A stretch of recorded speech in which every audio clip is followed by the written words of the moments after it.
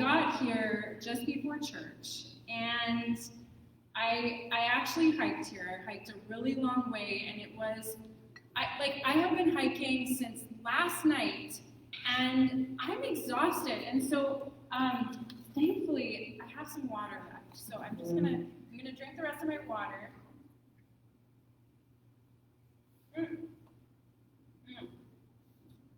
One more sip.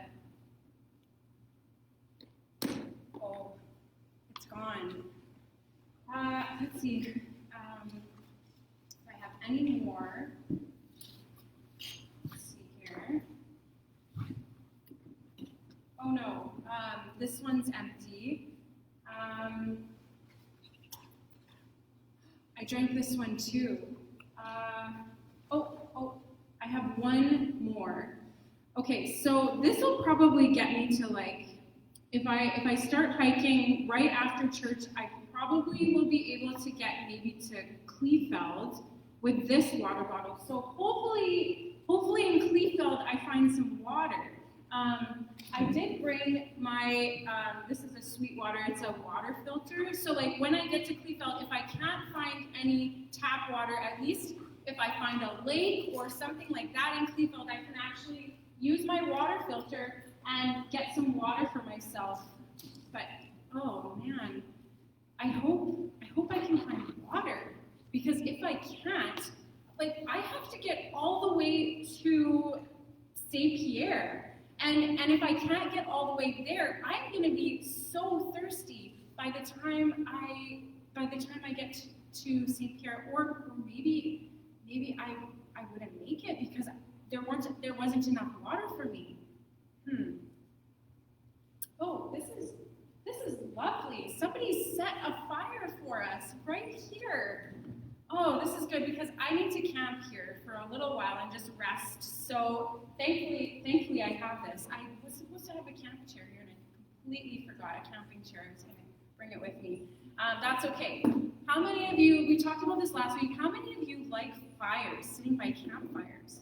I sat by a campfire the other night. That was probably one of the best campfires of my whole summer.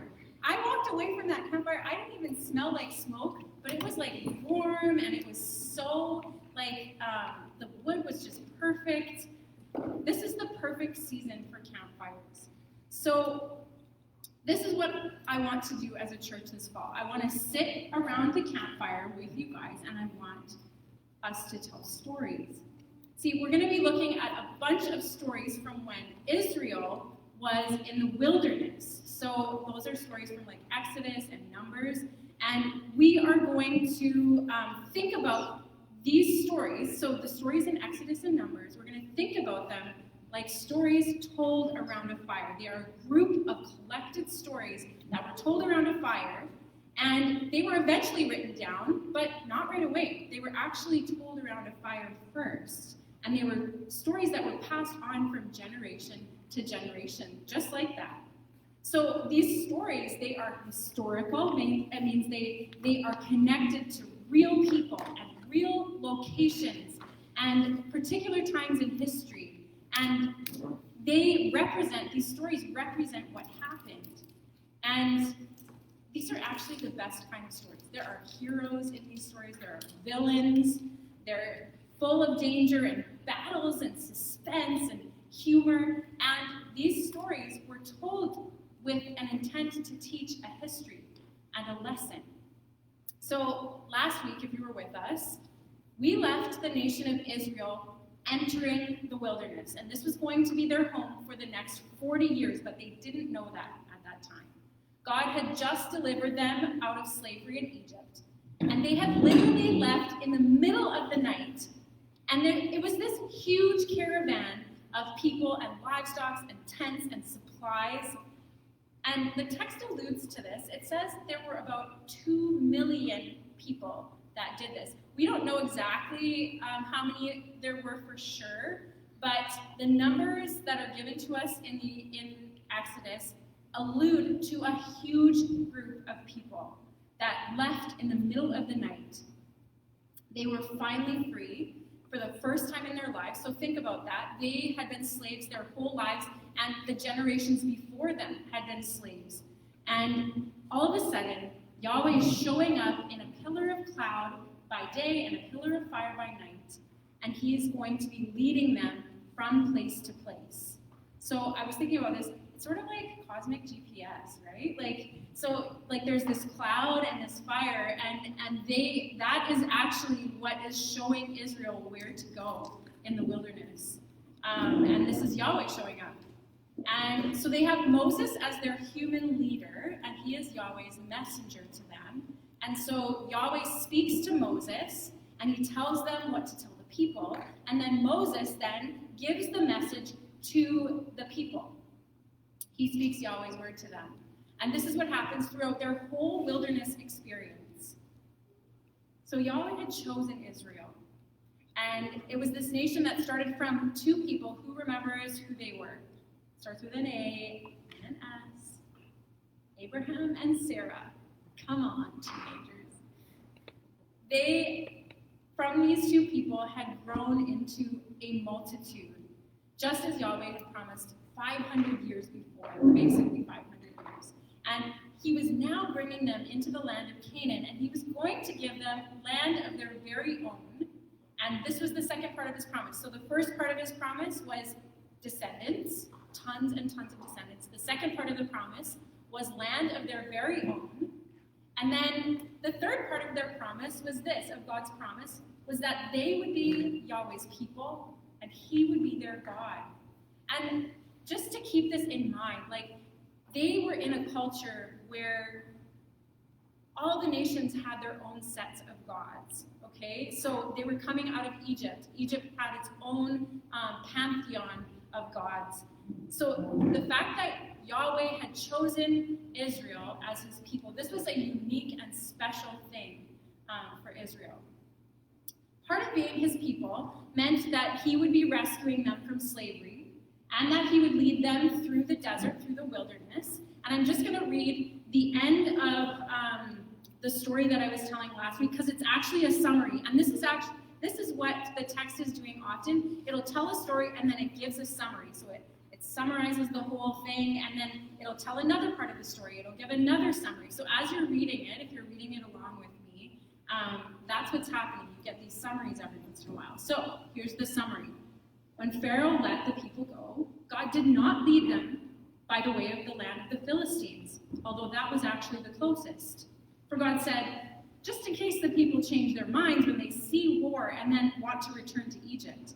But God led the people around by the way of the wilderness toward the Red Sea.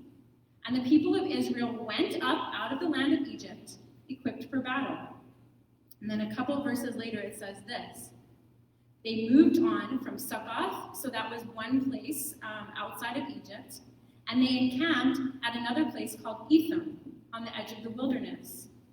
And Yahweh went before them by day in a pillar of cloud to lead them along the way, and by night in a pillar of fire to give them light, that they might travel by night and day. The pillar of cloud by day and the pillar of fire by night did not depart from before the people. So I think the kids are already maybe busy in their box, like with their stuff to do. And there's some toys at the back as well. But yeah, if you kids want to create something using the stuff from your bins that has to do with the story, I would love to see it after. You can actually create whatever you want, but if you want to create something that has to do with the story, that would be pretty awesome. So the cloud and the fire are showing up in the wilderness, and these are a visible sign of God's presence in their midst. It's also called the angel of Yahweh, sometimes the messenger of God, like it gets different names, but that's the cloud and the fire. So I want you guys to imagine that you're sitting around the fire, and you're hearing the next part of this grand epic, okay? And I'm actually going to tell you 3 stories today, and all of them have to do with water. And this is what I want to invite you to pay attention to. I want you to notice what Israel says, what they ask, and then what Yahweh answers. So in each of these 3 stories, what does Israel ask or say maybe, and what does Yahweh answer? I'm going to read our first story. This is the crossing of the Red Sea. Yahweh said to Moses, "Tell the people of Israel to turn back and encamp in front of Pi-hahiroth, between Migdol and the sea, in front of Baal-zephon, and you shall encamp facing it by the sea. For Pharaoh will say of the people of Israel, they are wandering in the land, and the wilderness has shut them in. And I will harden Pharaoh's heart, and he will pursue them, and I will get glory over Pharaoh and all his host, and the Egyptians shall know that I am Yahweh." And they did so. Now, did you catch that? Israel's traveling through the wilderness, and Yahweh says, "Turn around." And he moves them into a place in the wilderness that is a dead end. So there is actually no place for them to go. And Pharaoh notices this, Pharaoh sees this, and has decided already, we'll see in the story. And it doesn't make sense at all. God leads them into a place where there is nowhere for them to go, nowhere for them to get away. When the king of Egypt was told that the people had fled, his mind changed and his servants' minds changed. And they said, "What is this we have done, that we have let Israel go from serving us? They have lost their slave labor." So he made ready his chariot, and he took his army with him. And he took 600 chosen chariots, and all the other chariots of Egypt with officers over all of them. And Yahweh hardened the heart of Pharaoh, and he pursued the people of Israel while the people were going out defiantly. And the Egyptians pursued them, all of Pharaoh's horses and chariots and his horsemen and his army, and overtook them, encamped at the sea by Pi-hahiroth in front of Baal-zephon. So here they are, here comes Pharaoh's army, and Israel is at this dead end. There's nowhere for them to go. When Pharaoh drew near, the people of Israel lifted up their eyes, and behold, the Egyptians were marching after them, and they feared greatly. And the people of Israel cried out to Yahweh. And they said to Moses, "Is it because there are no graves in Egypt that you have taken us away to die in the wilderness?" Just so you know, I was reading a commentary, and apparently 3/4 of Egypt's land was actually dedicated to graves. So when they say this, let's see here. Is it because there are no graves in Egypt that you have taken us away to die in the wilderness? They're actually it's super sarcastic. What have you done to us to bringing us out of Egypt? Is not this what we said to you in Egypt? Leave us alone, that we may serve the Egyptians. For it would have been better for us to serve the Egyptians than to die in the wilderness. And Moses said to the people, "Fear not. Stand firm and see the salvation of Yahweh, which he will work for you today. For the Egyptians whom you see today, you shall never see again. Yahweh will fight for you, and you have only to be silent." Then Yahweh says to Moses, "Why do you cry to me?" So we don't get that in the text. We don't get that Moses, it's in the narrative, it's not saying Moses is crying out to Yahweh, but Yahweh's question indicates that he is. He says, "Why do you cry out to me? Tell the people of Israel to go forward. Lift up your staff and stretch out your hand over the sea and divide it, that the people of Israel may go through the sea on dry ground. And I will harden the heart of the Egyptians so that they shall go in after them, and I will get glory over Pharaoh and all his host, his chariots and his horsemen. And the Egyptians shall know that I am Yahweh when I have gotten glory over Pharaoh, his chariots, and his horsemen." God led the people into this dead end, and he's doing it because he's actually revealing something about himself to the Egyptians and to the Israelites. Then it says, "The angel of God who was going before the host of Israel," so this cloud and this fire, "moved and went behind them and stood behind them. And it came between them, Israel, and Egypt. And there was this cloud and this darkness, and it lit up the night without one side being able to come close to the other side. And then Moses stretched out his hand over the sea, and Yahweh drove the sea back by a strong east wind all night. And he made the sea dry dry land, and the waters were divided. Can you picture this massive group of people walking through this divided water? There's a wall on either side of them of water, and they're walking through on dry land. It says the Egyptians pursued, and they went in after them into the midst of the sea, and all of Pharaoh's horses and his chariots and his horsemen. And in the morning watch, Yahweh, in the pillar of fire and cloud, looked down on the Egyptian forces and threw the Egyptian forces into a panic, clogging their chariot wheels so that they drove heavily. And the Egyptians said, "Let us flee from before Israel, for Yahweh fights for them against the Egyptians." So in this moment, it's like the light bulb finally goes on. All of those plagues that had happened in Egypt, they still weren't enough for the Egyptians to not pursue the Israelites into the desert. Those signs weren't enough. But all of a sudden here, they are, okay, we believe you. Okay, we're gonna turn back. We're gonna flee from before Israel.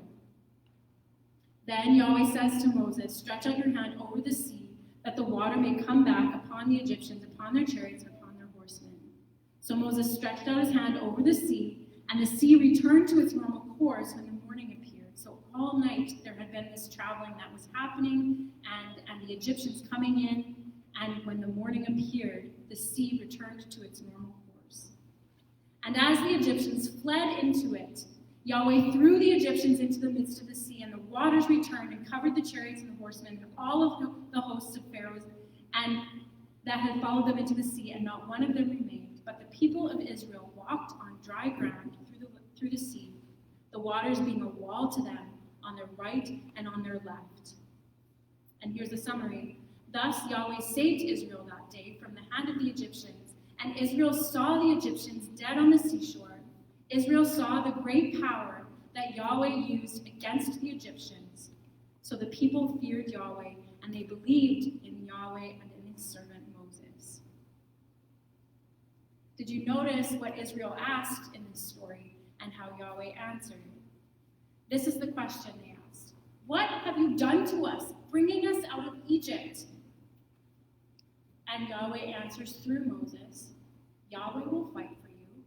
You only have to be silent." And then they walked into the midst of the sea on dry ground. God saved Israel that day. This is deliverance number 2, right? He had saved them coming out of Egypt, and now he had saved them again from the Egyptians pursuing them and trying to bring them back. God is continuing to prove that he is with them and that he is leading them. And at the same time, he's revealing himself to Egypt. In case you missed it, Egypt, this is who I am. I work for the good of my people. I act on the behalf of the oppressed.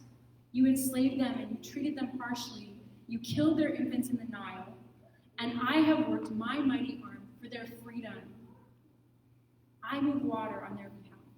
I am with them. And Egypt leaves them alone. They don't pursue them anymore. And now Israel is free. So, are you ever sitting around a fire and you're having somebody tell a story and it's getting closer to bedtime and their kids are like, tell another one. So that's what I was imagining here. You think that their experience of being released from 400 years of slavery and walking through the Red Sea on dry ground and being saved from the Egyptians 2 times would be enough to cement Israel's trust in Yahweh. You think. They saw with their very eyes God act to save them. But, and this is a short one, this next story. Before I tell it, if you guys want, if you're interested, you can Google ESV maps in your phones. And if you go to map 3, you're going to see a picture of the area that we're talking about here. So if you're interested. ESV maps, map 3. There are 4 wildernesses in the Sinai Canaan area. So I was thinking of them like national parks, actually. They're just different sections of wilderness. And they're in the Middle East, it's desert, right? It's hills and it's mountains and it's dry. There are scrubby bushes.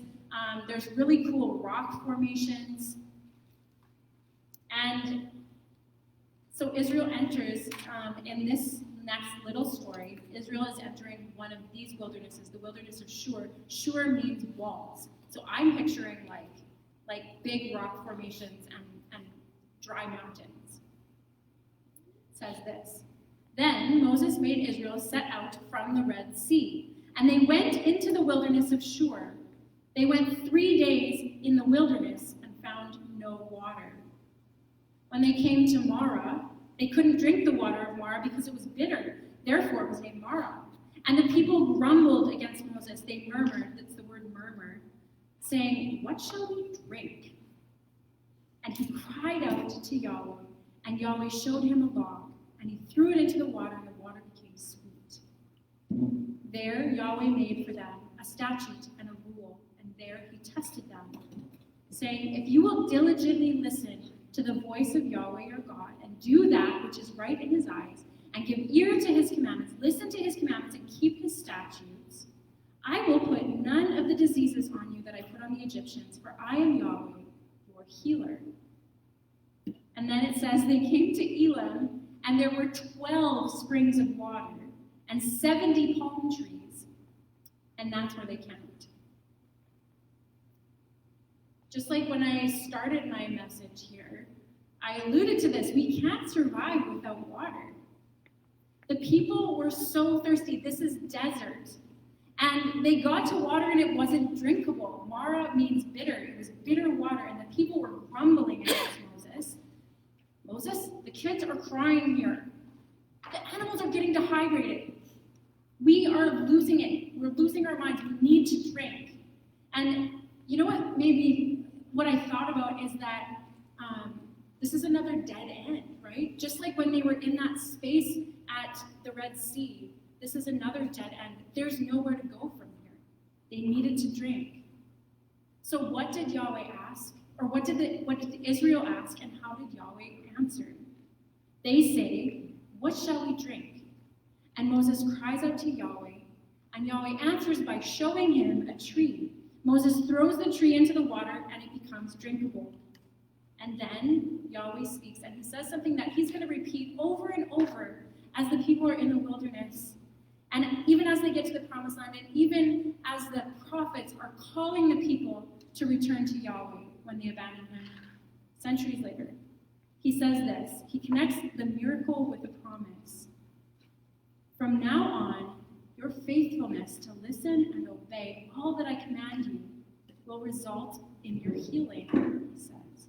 This is the test that Yahweh is setting before them. He says, if you listen to my voice, if you do what is right in my eyes, as you witnessed the healing of this water, so you shall be healed. As you witness the healing of this water, so you shall be healed. Were they sick in this moment? They weren't. They weren't sick in their bodies. What did they need healing from? Why was he connecting this symbol of healed water to Israel? We talked about this last week. Do you remember why the people couldn't hear Moses when he gave them Yahweh's promise that he was going to rescue them back in Exodus 6?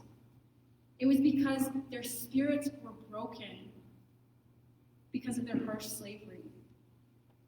Their lives had been bitter. Their spirits are the things that needed healing. They needed to learn new ways of thinking and being after being slaves for their whole lives. And the wilderness is where Yahweh would teach them to listen to his voice and to adopt his ways of justice and his ways of righteousness and his ways of love. And where Yahweh would teach them to trust him. This would bring their healing.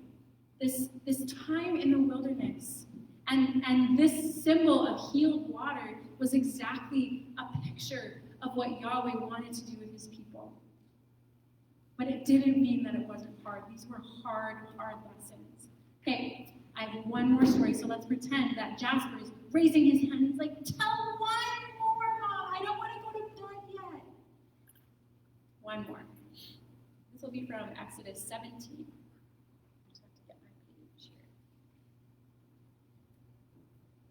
all the congregation of the people of Israel moved on from the wilderness of sin by stages, according to the commandment of Yahweh. And they camped at Rephidim, but there was no water for the people to drink. Oh, we've been here before. This is a different wilderness, and again, the people are without water. Therefore, the people quarreled with Moses and said, "Give us water to drink." And Moses says to them, "Why do you quarrel with me? Why do you test Yahweh?" But the people there thirsted for water. And the people grumbled against Moses, and they said, "Why did you bring us out of Egypt to kill us and our kids and our livestock with thirst?" So Moses cried out to Yahweh, "What shall I do with these people? They are almost ready to stone me." And Yahweh says to Moses, "Pass before the people, and take with you some of the elders of Israel, and take in your hand the staff with which you struck the Nile, and go.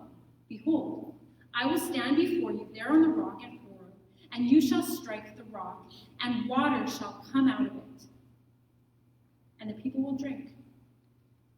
And Moses did so in the sight of the elders of Israel, and he called the name of the place Massah and Meribah, because of the quarreling of the people of Israel, and because they had tested the Lord. So one word means quarreling, one word means testing. Because they tested the Lord by saying, "Is the Lord among us or not?" What did Israel ask, and how did Yahweh answer? Is Yahweh among us or not? I actually heard someone ask this week in our current circumstances. With this question, Israel challenges Yahweh. They test him, the text says. "We need to drink, and there is no water. Why did you bring us out of Egypt? Did you bring us out of Egypt to kill us?" And Yahweh answers first with an instruction to their leader, and then he comes directly before them in a pillar of cloud, and Moses strikes the rock, and water gushes out of it. And again, God makes a way in the wilderness. God gives water in the wilderness where there is none. God is right there. God doesn't abandon his people once they're freed from Egypt. He doesn't leave his people to fend for themselves. He meets their needs. He doesn't force them to learn without him being right there with them. We get this picture of God as a gracious and patient parent. He's faithful to teach them how to be free people in the world. This is what we do as parents too. I mean, it's a beautiful picture. He teaches them how to be his people. He leads them not only through the wilderness from place to place, but at times into these dead-end places. What's the word? I'm trying to think. Futility. I remember when my kids were little and my mom with our toddlers was like, you have to bring them to the place of futility that they can't actually make that choice or do that thing by themselves. Because it teaches them to trust you or to listen to you or whatever, right? Because that's what toddlers do. They reach this place of futility. They can't get what they want, and they break down and they cry and they complain. And it's a good picture. In these dead-end places where they have no way out, these are the places that they learn to trust Yahweh. And sure enough, they question him. We do the same thing. We do it with our parents when we're teenagers, when we're toddlers. It's funny that those two things can go along side by side. But we do that with God. We complain and we ask, "God, are you sleeping? Doesn't he realize we're at a dead end? Doesn't he care?" Did you notice that in each of these stories, Moses cries out to Yahweh, and Yahweh hears him and responds? The people are just crying out, not always to Yahweh. Moses himself cries out to Yahweh in each of these stories. And we're going to see this over and over in the wilderness. Moses is also in this learning phase. But in crying out to Yahweh, Moses is doing exactly what he should be doing. He's going straight to the one who sees and who hears and who knows and who has the power to act. So let this be a lesson to us. Moses isn't all pious. He's not all proper when he is crying out to God. We're going to see a story where he's like, just kill me now, God. Just kill me now. Like, it's not proper. But he does cry out to him. When he's at his wit's end, he goes to Yahweh. And Yahweh answers him so matter-of-factly. At the Red Sea, he says, why do you cry out? Tell the people to move forward. And then as he parts the waters, then God parts the waters. At Marah, he shows him a log. And when it heals the water, he says, if you will listen and obey, I will heal you. At Meribah, he says, I'll show up on a cloud and then strike the rock. And water gushed out. You hear this refrain kind of underneath it, right? Trust me.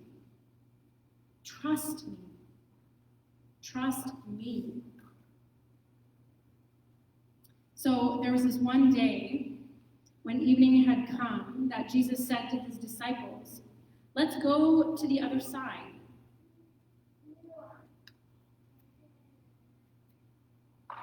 And leaving the crowd, they took him with them in a boat just as he was, and the other boats were with him. And a great windstorm arose, and the waves were breaking into the boat so that the boat was filling with water. But Jesus was in the stern, asleep on a cushion. And the disciples woke him, and they said to him, Teacher, don't you care that we are perishing? We're dying here. And he awoke, and he rebuked the wind. And he said to the sea, Peace, be still. And the wind ceased, and there was a great calm. And he said to them, Why are you so afraid? Have you still no faith? And they were filled with great fear, and they said to one another, Who then is this, that even the wind and the sea obey him? Can you guys hear the echo? Trust me. God hears our cries, and he answers. The wilderness is hard, friends. Storms are hard. There is no getting around them. But they are the places where we, his people, get to know him and learn to trust him. And when we're up against a wall with nowhere to turn, when there's no water, when the boat is filling with water, and there is no relief in sight, and we are crying out to him, he faithfully shows up and he acts. He saves and he provides. Not according to our expectations or our assumptions or our timelines. God is free, and he's wise, and he's powerful. There aren't any magic words that we can say to make exactly what we want to happen. And we don't even necessarily recognize it in the moment when he's reaching in and acting, right? Like hindsight is like everything is always clearer in retrospect. We can always look back and be like, oh, that's what he was doing. That's where you were. We don't necessarily recognize it in the moment. But what we see in these ancient stories is a God who is so very present and who is leading his people and who is so faithful to stick by his people in the wilderness. Let's pray.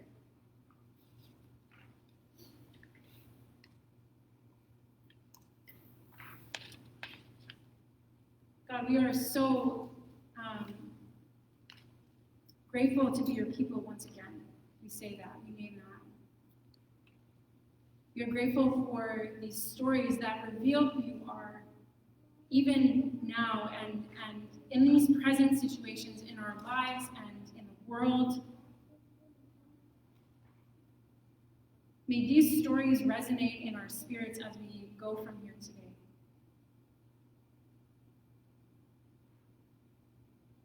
Amen. Yeah. So we'll see you later, Facebook family. And we are going to move on to communion. steadfast love